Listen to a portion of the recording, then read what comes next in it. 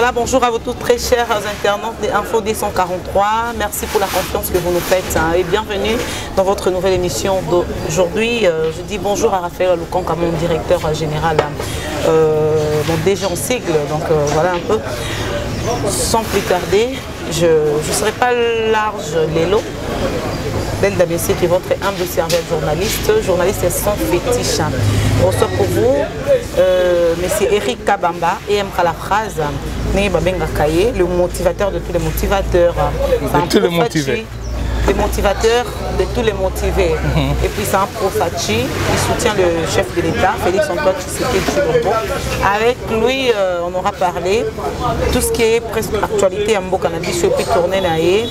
Oui, à Outaki, Bongo Kosala Nakat, il y a Grand Kassai. Après, ça soit raison. But, Nini, il y a déplacement vers les Grands Kassai. Et Nini et Salami Kuna. Donc c'est un peu ça. Sans plus tarder, je lui dis bonjour. Oui, bonjour, bonjour maman. Bonne santé. Non, ça va par la grâce de Dieu. Nous avons battu la biso, ça va. Sans ambe moyenté. Moyenté mon boulot. Vraiment. Na retourne mon moké boni mokondia mboka. T'es Azana est bien. Azana est bien. Azana est Israël. Mboka puis Jésus à Botamaki. À côté de Bakonzo, Bazalaï Kuna, et puis ça allait tourner à Glasgow, à un peu partout, à Erozon en Mboka, tout va très très bien. Tout récemment, a été inauguré d'ailleurs amphithéâtre et à IGF. Mais c'est Gawapi, Babandolandela, tous les malfrats, Bamiyi Bignos, au bazar, au bon à l'État. Mais bien, apparemment, il y a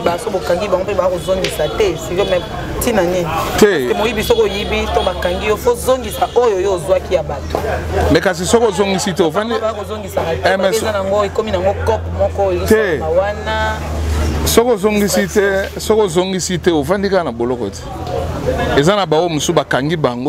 parce que babi ke bayi bagi mbongo donc tanga zongi simbongo wana tazaka na boloko avanda na yona par exemple azaka na boloko avanda na boloko Willy Bakonga bango nyonso tout wana c'est prouvé que il a détourné de l'argent mais il reste en prison. Pour toi mon salaire chef a ko sala eza malamu to moi malamu. Le pays avait besoin il y a Moussala et modèle wana. Parce que on est baimboka batuna kamituna miko nyonso.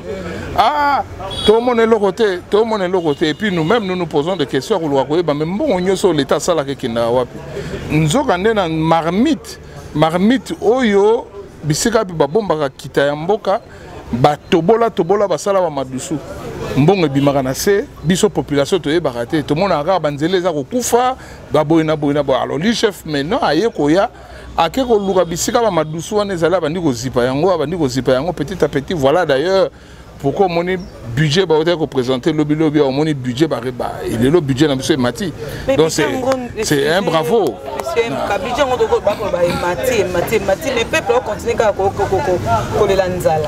Oui, peuple.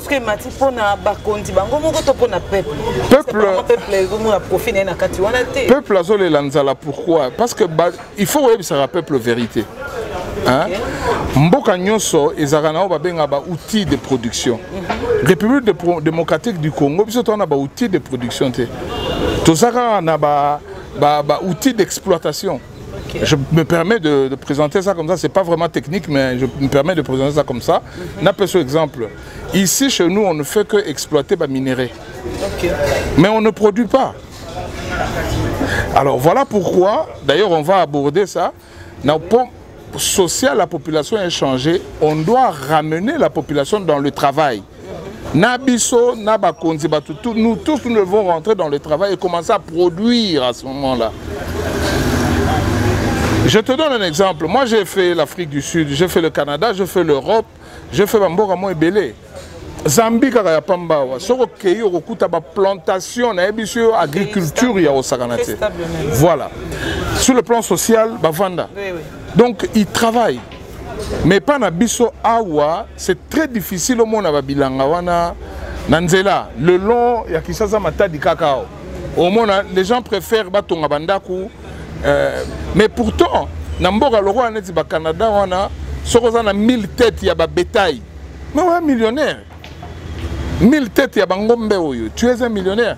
Mais nous malheureusement élevage, agriculture, surtout on a toé barayangote.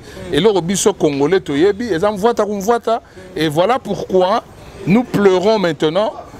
Nous pensons que l'État, il faut remettre la biso biloko rouler na sani. Non, ça ne se passe pas comme ça.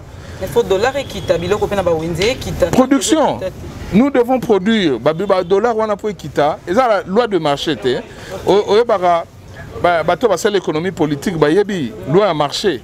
Ce qui production eza mingi prix na marché ko kita. OK. Ce qui rareté ezali na production na marché, inflation ko salama. Donc ezali na benga inflation na déflation etambola boui. Voilà pourquoi nous devons produire. Moi je suis venu aujourd'hui na plateau na yo pour parler du travail. Le travail et le banango La Fontaine travailler prenait de la peine. Nde masolo nga na ye nango lelo, masolo na ko beta ti mandat fache ko sila. Ata mandat na esili président Roya na continuer à masolo wana le travail. Il y a que le travail qui peut améliorer social na biso ba congolais. D'accord. En 2023, est-ce que ce qui est élection que vous allez sûr que président Tshisekedi a collé. Eh aga, président ga na nga hôtel ma pemene na nbe. Yo mon nani hôtel ma devant Fachi. Tala na Fachi nga za na nga hôtel. Fachi F comme frère. Trop sûr, mais il y aura un 6. Il y aura un 6 à noter. Fachi, F comme frère. A comme ami. Hein? T comme terrible. Hein? S comme simple. Hein? H comme humble. I comme intelligent. Sur bateau Yozolo Bawana. Mais quand on fongola kombo na bango ndenge na fongoli kombo Fachi. Mutuna nenga ko fongola kombo ya Fachi na ndene. Mais bon boya Moïse Katumbi ko pesa opportunité. Nana boye muta boye azate. C'était accès à la souveraineté proposée par Noël Tchani parce qu'il nous a affirmé que ça finira par passer. Mais en gros, les gens ont complicité à Noël Tchani pour que l'on ait la voter. Enfin que Moïse Katumbi a mutute. Non, mutaboyi. Parce qu'apparemment, ils ont bangé Sabine. Non, Moïse a bangé ça. Moïse a bangé ça. Moïse a bangé ça. Il n'y a rien.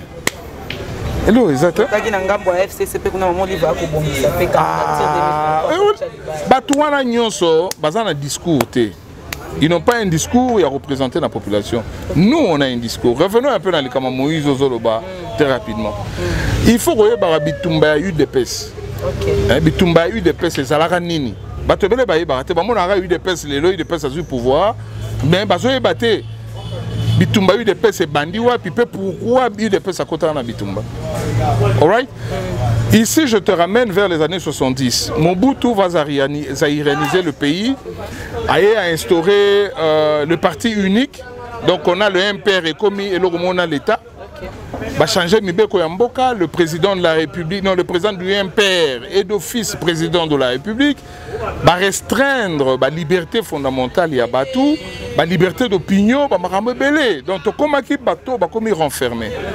L'UDPS se créé avec Tshisekedi les 13 parlementaires pour initier une lettre. Lettre wana batindela kango Mobutu pour basa la réforme Mbokezonga Nanzela.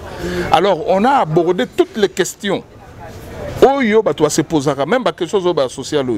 Nakata lettre on a 52 pages et nakati. Donc on a abordé ça. Ça c'est depuis les années 79, 80, 81. Basala yango Mobutu akanga bango et puis on met biso na création à UDPS.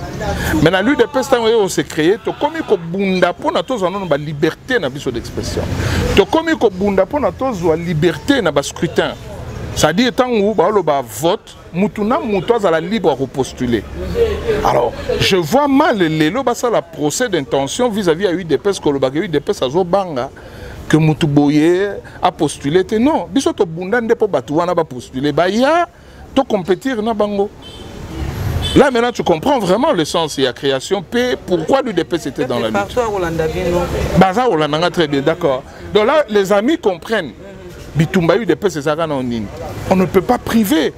Parce que nous avons lutté d'abord, avant tout le pouvoir, nous avons lutté d'abord pour le peuple à recouvrer la liberté totale. Droit de vote, droit, il y a association, droit il y a liberté il y a culte bah liberté fondamentale on a surtout maintenant après recouvrement à biloko on a vers les années 90 tant Mobutu a finalement comprenez mon émotion ndeto comme est-ce qu'on la comment conquérir le pouvoir bitumba na biso longue na étape wana étape à liboso to longi yango to continue étape comment conquérir le pouvoir to bandi ko bunda pour conquérir suka to conquérir le pouvoir mais maintenant le roi to conquérir le pouvoir to continue étape à misato wana ezani le progrès social union pour la démocratie et le progrès social mais non progrès social wana déplace ngana vandi na yo on a biso le travail. Le progrès ne peut se produire que lorsqu'il y a le travail. Si pour travail, nous avons besoin, il y a minimum, pour ne pas dire maximum, il y a nécessaire pour tout le progrès. Il y a un IGF. Quand il y a un caisse à l'État, et puis à partir de Mbongwana, ils ont côté na caisse à l'État, l'État ko ebandé ne a dispatché. Voilà pourquoi pour terminer, nous n'avons peur de personne. Okay. Je te dis, nous n'avons peur de personne. Toko battre ba candidat nyonso ba robimawana et puis Félix Soga si ba mandat le président Félix. Ba élection royale sous wana kaka na eu des personnes toko gagner kaka. Okay. Parce que nous avons le meilleur parti, nous avons le meilleur projet de société. Yamboka Oyo. Et d'ailleurs, Bitumba Langayo, d'ailleurs, je défends beaucoup plus l'obtention, il y a majorité absolue. Il y a eu des PES dans l'élection. D'accord, merci. Voilà. Vous étiez au Kananga, en fait, au Grand Kassai, oui. À Kananga, Grand Kassai. C'était quoi la raison il y a tourné? Non, j'ai prévoyé déjà qu'au Salambois de Centre Moko Boye na Kananga. Projet mais il s'est fait que mon voyage était précipité par ma famille. Dans le fond, j'avais perdu ma tante paternelle. Alors, c'est là qui tokende pour n'avoir obsèque et tout ça. Et par ricochet, donc j'en ai profité pour Natambola. Na répondre à la question, na terrain, na palpé la réalité na maboko et puis voilà. Donc j'ai pas seulement été à Kananga, j'ai sillonné pratiquement la province du nord vers du sud vers le nord. Okay. Maintenant je vais retourner encore, cette fois-là je vais faire l'est à l'ouest de la province. Et aussi sur terrain. Constater nini le nini oyo sepeli kuna oyo moni ki vraiment tali boyo ki maudi te fona zonga lisusu peut na même rapport pas moko mboka parce qu'apparemment bat mingi ba kenda Kananga na msu baza kuna ba ki za vraiment délaissé.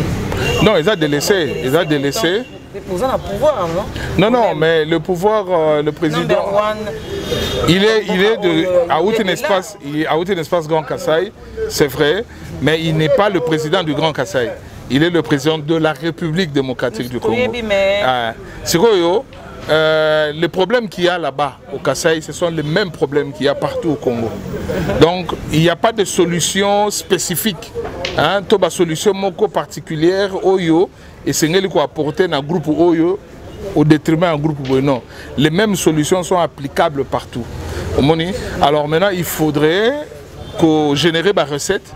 Je crois que le gouvernement sera à mesure de résoudre un problème. Parmi les problèmes, il n'y a pas de route. Okay. Partout au Congo, j'ai été au Bandundu ici, j'ai fait tout le band jusqu'à Kwilu, jusqu'à Massimani, Idiofa là-bas, okay. Un peu partout. Il y a un problème sérieux de route. J'ai fait Chikapa par route. Néanmoins, aujourd'hui, on peut rouler de Kinshasa jusqu'à Chikapa sans problème. Mais il n'y a pas que Chikapa. Là, il n'y a pas de route. Les gens font les pieds. Je suis allé à Kananga, la ville vraiment quasi abandonnée. Il ne faut pas oublier que Bitumbaka Monan Sapou, et ça là que la ville a perdu mon économie quelque part. Parce que ils ont fui la ville, pillage, soldats, ils ont pillé des histoires de gens, ils ont tué. Il y a des veuves que j'ai trouvées là-bas, il y a des enfants orphelins de père ou soit de mère, ou soit les deux. Donc il y a tellement de problèmes et un travail psychologique s'avère indispensable, n'est-ce pas, Souana? Parce que la population a été réellement affectée. Alors le même problème qu'il y a à l'est de la République, là, hein, le même problème, c'est le même problème qu'on retrouve aussi de l'autre côté. Et les hôpitaux, n'en parlons même pas. L'électricité, ça pose un problème. L'eau potable. Dans la usine, il y a traitement et à maï. Les plus grandes usines de traitement de eau. Le plus grand d'Afrique centrale. Il n'y en a pas comme l'usine qui est là-bas. Mais abandonné. Tout est abandonné, tout est abandonné. Et voilà pourquoi je suis venu à Kinshasa, je suis revenu comme un défenseur, parce que j'ai été investi. J'ai été investi par les chefs de mon village. Quand je suis arrivé à mon village, j'ai parlé, j'ai pris langue avec eux, ils m'ont investi pour dire que non, mais désormais, tu es l'avocat, tu es le défenseur, tu es l'ambassadeur. Il y a bateau Basali Gouvana na kata contre eux. Voilà le message au Naïnango à Kinshasa. Ok, maintenant à quand retourne? Non, dans pas longtemps. Dans pas longtemps. L'année prochaine, Nazawana, je sais que personnellement, Babi Mosapimo sur la Elongité, je vais apporter ma solution. Na moi ba problème ndambo na moni na makoki na ngai o popoti na ngai za ko permettre obi popoti donc poche o popoti za ko permettre ngai na kwa kosala. Je vais essayer de faire ça o kokate. Ben on va voir hein. D'ici quand on a na souki, l'état peut-être peut continuer, mais j'ai plein de trucs dans ma tête. Déjà j'avais de la misère quand on a communauté na Kananga par exemple. Le problème dans la population, il y a Grand Kassai pour faire face à l'ango. Donc, il y a des usines. Maï, ils étaient courant, ils étaient parce que sur une zélé à l'île, les gens vont circuler librement. Oh non, il y a la bouffe. Il y a la bouffe. Il y a la bouffe. Je suis rentré en très bonne santé ici à Kinshasa. Il y a la bouffe. Je pouvais acheter un ananas moro à 500 francs. Aucun mois. Voilà, ananas à mon ça c'est chez moi en Demba. Ananas à mon 500 francs.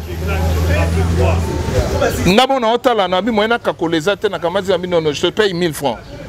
Mais l'électricité, ça va? Non, l'électricité, courant zate. Courant zate. Donc, on a courant zate, hôpitaux, mawatro, parquet, mawatro, nakena hôtel à prisonniers abandonnés. Donc, il y a pas mal de problèmes. Problème vraiment sérieux. Mais nous pouvons apporter des solutions. Nous pouvons apporter des solutions avec un peu de volonté tout simplement. On va essayer de faire ce qu'on peut. Ok. J'étais en train de dire, pardon, difficulté, Moro. Ça c'est le long de mon parcours, le long de mon séjour. Les gens me connaissent parce que j'étais parmi sergents, il y a chef de l'État dans le combat. Tout ça qui est belé. Le rappel sergent wana. La population là-bas, collaborateur, il y a chef de l'État. Pour la Bango, je travaille à la présidence, alors que moi je ne travaille pas à la présidence. Donc partout où j'ai passé, ils allaient dire Atala Mouta président Yewana. Mouta président Yewana, et je recevais, maintenant j'étais obligé de recevoir de doléances Yabatou et faire face, c'est-à-dire répondre à la doléance. Ça n'a pas été facile, et ça je dois l'avouer. Parce que je n'étais pas allé en mission officielle comme envoyé spécial de la présidence là-bas. Mais la population pour la Bango, mon président Yeyu. Donc j'avais soit le choix de défendre mon président auprès de tous ceux qui venaient vers moi, ou soit abandonner. Et je ne sais pas l'image qu'ils allaient avoir du chef. Mais j'ai pu quand même me défendre valablement. C'est la raison pour laquelle je rentre encore là-bas. Et nous allons faire ce qu'on... c'est de tout notre possible, en tout cas, donner la joie, redonner la joie à cette population de ce côté-là. Ok, je crois que les Kassaïens sont partout dans le monde, ils sont satisfaits, même ils sont sur place, ils sont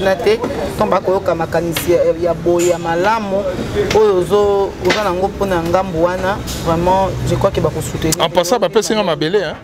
Bapesenga mabele pa na bisoguna chef coutumier abisenga mabele yango yo ya kosana ngo nyonso to lingi donc nazwi mabele ofele on a kanaka te kutu azo sanga lobi osomba kutu te c'est à terre yaka osala makamio soto lingi c'est à terre. Ok, monsieur Nka, que reprochez-vous au président Tshisekedi qui était à côté Penza? Bon, naza biloko mi balé kaka biloko mi balé. eloko ya liboso pertinente mais ozalaka clair te naoke naona ndenge mokuse eloko ya liboso akotisa mwa dictature moke dictature ekotisa mwa discipline bato ba po congolais apparemment liberté eza kosimba ye te mais moi dictature eza lokwa mpuku nde balobaka na butu soki asui atie mopepe donc akende eloko wana na ndenge wana c'est-à-dire moko mwa dureté leur moko eosalaka bato bafanda na aliment eloko ya mibale ayokaka kaka litoi moko te il faut asalelaka matoi ta mosusu mine ayoki awa mpo bato ebele lelo bakoma na bapolitike ya konuire na bato. C'est-à-dire au moins mutu akoyana ba makambu dénoué de tout fondement ake ate tala mutu bo alobi boye oya boye alobi boye des choses parce que azana posa a mis sa place de choix et pas ya Mokonzi. Alors il vient avec des histoires qui rapportent et tout le reste et là maintenant le chef va s'écarter, il va s'éloigner de toi croyant que yonem to sali au sali boye et pourtant ce n'est pas ça. Hein? Ayokara un peu partout. Ayokara ayoki pe oyo nde baloba Mokonzi azaka mato imine azaka na misu mine peut-être au-delà ba misu on tam sous 8 atalaka côté moroté pe ayokara côté moroté. C'est ça ce que je peux les deux choses. On a reçu le conseil il faut donner donc ce sont les deux choses. Union sacrée au monde en ndenge apparemment ma protocole teleki na kati mais c'est bato bakobaki eza faute ya Mokonzi mboka ye moko poso bato bakolobaki non eza faute grande responsabilité bakozongisa na Mokonzi mboka parce que ye moko avec Alexa qui motema malamu donc atando ki yaka na yo na union sacrée nganga yaka na yo moto atubaka mbeli yaka na yo donc mutu nyonso. Non mais la faute n'a été. Et là, c'est ça l'esprit UDPS. Non, c'est la politique. D'abord, il faut reconnaître, c'est ça même l'esprit UDPS. Okay. Nous ne prenons pas l'exclusion. À l'UDPS, on ne prend pas l'exclusion. On accepte les divergences des vues. Ce qui est tout à fait une chose inhérente dans une société. Yoko kanisa bouye, ngala kanisa bouye. Mais dans le respect mutuel, hein, ça ce sont les valeurs UDPS. Alors maintenant, à Katiwana, il ne faut pas oublier que la politique est un jeu d'intérêt. Maintenant, moi, en faisant ça, en donnant ça, en retour. Tu vois un peu? Alors ce sont des jeux, calcul politique et tout ça. Et c'est tout à fait normal qu'il y ait un peu de soubresaut à gauche et à droite. Mais seulement, là où je vais ouvrir une parenthèse pour dire, nous pouvons éviter la cacophonie dans l'union sacrée si nous arrivons à travailler durement, surtout à l'intérieur du pays, pour que Tobi Misaba député, Oyo Baza Aki, na cause et chef, et puis les députés va permettre au chef à la Moussa et je ferme ma parenthèse. Ok, d'accord, merci. Moi, je prochainement, tu vas sur temps moins mingi. Personnellement, tant que moi, na Congo, pour ça qui va né belé libanda, mais comment venir à RDC comment? C'est ça radieux. C'est radieux, c'est prometteur. Non, ils ont le droit. Bazan a droit à Royemba ou Bayembi wana parce que Bayembi ba obscénité, ils n'ont pas insulté qui que ce soit. Ils ont le droit de s'exprimer. Yango le comme na ibisayo wate. Na eu des pestes bunda pour batuba s'exprimer. Maintenant on a ko s'exprimer wana vana na norme ko violer mi be côté ko finga batute ko que nous pesa ba message à dépravation à méchanceté. Nous prêchons les valeurs. Bon,